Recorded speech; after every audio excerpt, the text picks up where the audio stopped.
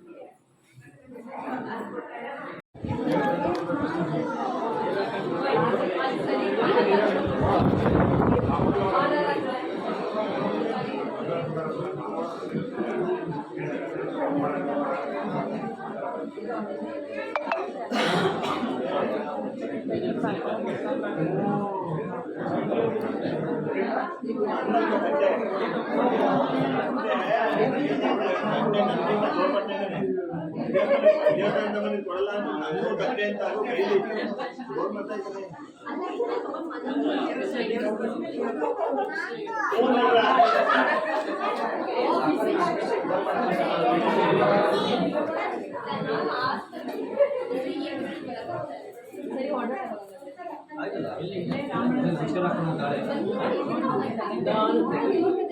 ಎಲ್ಲಿ ಬರೋಣ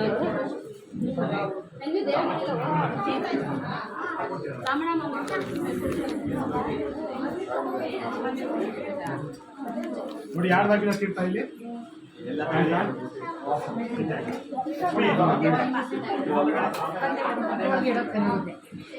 ಯಾರ್ದು ಪೂಜೆಗಿಲ್ಲ ಪೂಜೆಗಿಲ್ಲ